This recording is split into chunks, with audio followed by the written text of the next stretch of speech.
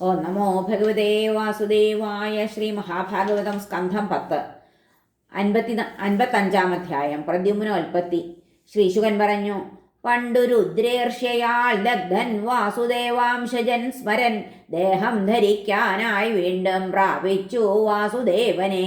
കൃഷ്ണന്റെ വീര്യത്താൽ വൈദർഭിയിൽ ഭൂജാതനായവൻ ഖ്യാതനായി പ്രദ്യുമ്നെന്ന് എല്ലാറ്റിലും പിതൃസന്നിഭൻ.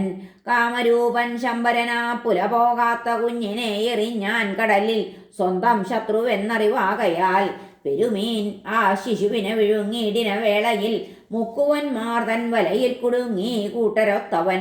കാഴ്ചവെച്ചു ശമ്പരൻ ആ പെരുമീനിനെ മുക്കുവർ. മീൻ മുറിച്ചിട്ട് അമ്പരന്നാരടുക്കളയിൽ വെപ്പുകാർ. കുഞ്ഞിനെ കിട്ടിയതവർ മായാവതിയോടോതവേ വന്ന നാരദൻ ആശങ്കാകുലയോട് ഓതി വാസ്തവം. കുഞ്ഞിൻ ജനനവും മത്സ്യോദരത്തിൽ ചെന്നുപെട്ടതും അവളല്ലോ കാമഭഗ്നിരതി എന്ന യശസ്വിനി. രുദ്രേർഷ്യയിൽ ദഗ്ധനെത്തും മെയ്യാർന്നെന്നു കൊതിപ്പവൾ. അരിവയ്ക്കാൻ ശമ്പരന്റെ ഗൃഹത്തിൽ പാർക്കുമാ വധു. കാമനാണെന്നറിഞ്ഞ് ഏറ്റം ലാളിച്ചാളാക്കിടാവിനെ. അതിവേഗം പൈതലൊരു രൂഢ യൗവനനാകവേ കാണുന്ന പെണ്ണുങ്ങൾക്കെല്ലാം ഉളവായവനിൽ കൊതി. മുട്ടോളമെത്തും ഭുജവും വിടർന്ന ചെന്താർ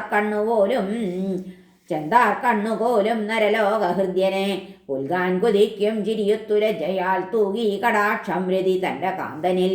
പ്രദ്യുമ്നൻ അവളോടോതി മാതൃത്വത്തെ കടന്നു നീ അമ്മേ കാമിനിയായി മാറുന്നുണ്ടെന്നൂഹിച്ചിടുന്നു ഞാൻ. രതി പറഞ്ഞു, കൃഷ്ണാലയത്തിൽ നിന്നത്രേ നിന്നെ കട്ടതു ശമ്പരൻ. ഞാൻ നിൻ ശരിക്കുള്ള പത്നി രതി. കാമൻ ഭവാൻ പ്രഭോ. എറിഞ്ഞു പുലപോം മുമ്പു ശമ്പരൻ നിന്നെ വാർദ്ധയിൽ. തിന്ന മീനിൻ വള്ളകീറി ഞങ്ങൾ ആർജിച്ചിതങ്ങയെ. ദുർധർഷൻ ദുർജയൻ മായാശതവിത്തങ്ങ തന്നരി. വധിക്ക നീ മോഹനാദിമായയാൽ അവനെ പ്രഭോ. കുരുകിൽ പക്ഷി പോൽ തള്ളപ്പശു പോൽ നിന്റെ അമ്മയും കുഞ്ഞിനെ കാണാഞ്ഞു പാവം കരഞ്ഞിടുന്നു ദീനയായി എന്നോതി ഉപദേശിച്ചു പ്രദ്യുമ്ന പ്രഭുവിനുടൻ മായാവതി. മഹാമായാവിദ്യ മായാവിനാശിനി. പ്രദ്യുമ്നൻ പോയി പോർക്കു വിളിക്കുന്നു ശമ്പരനെ ജവാൽ.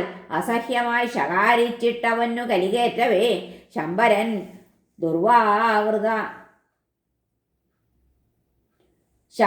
ദുർവാക്യതപ്തൻ ചവിട്ടാൽ സർപ്പമെന്ന പോൽ പാഞ്ഞു വന്നു ഗതയുമായി കോപാൽ ചോരച്ച കണ്ണുടെ എറിഞ്ഞു ഗത വീശി പ്രദ്യുമ്ന ശ്രേഷ്ഠന്റെ നേർക്ക് അരി.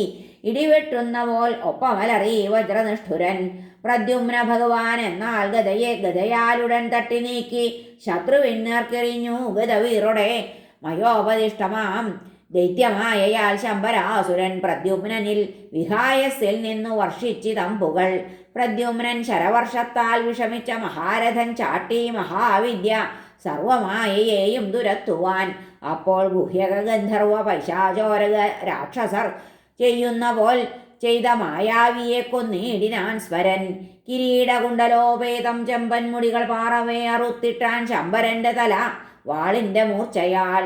സ്തുതിക്കും അമരന്മാർ പൂച്ചൊരിയും വിണ്ണിലൂടവൻ ചെന്നിറങ്ങി ദ്വാരകയിൽ രതിയാൽ നീതനാം സ്മരൻ. പത്നി സമേതനായി പൂകി സ്ത്രീകൾ തിങ്ങും അകത്തളം മിന്നലോടൊത്ത കാർ പോലെ ഭൂപതേ വിണ്ണിലൂടവൻ.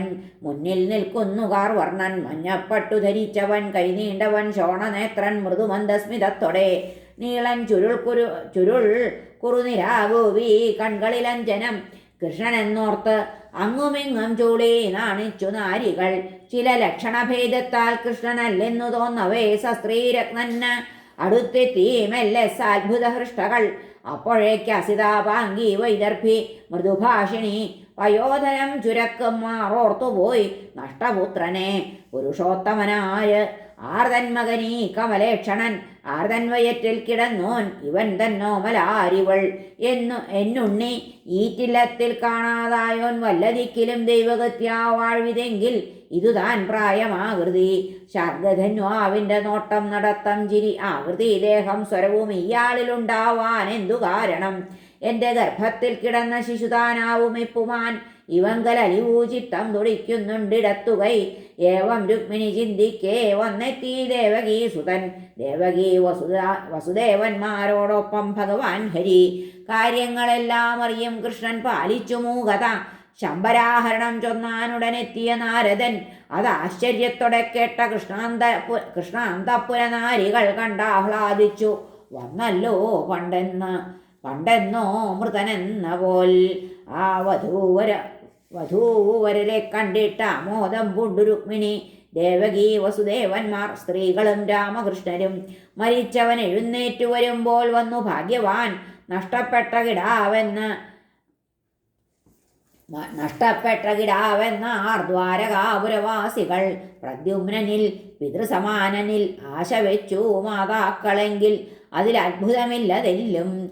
ലക്ഷ്മീധവോപമ ശരീരൻ അവൻ ശരിക്കും ബ്രഹ്മാദി തൻ കരൾ കലക്കിയ കാമനല്ലേ. ഹരേ നമ. ശ്രീകൃഷ്ണാർപ്പണമസ്തു. സർവത്ര ഗോവിന്ദനാമ സങ്കീർത്തനം. ഗോവിന്ദ ഗോവിന്ദ. ഹരേ നാരായണ.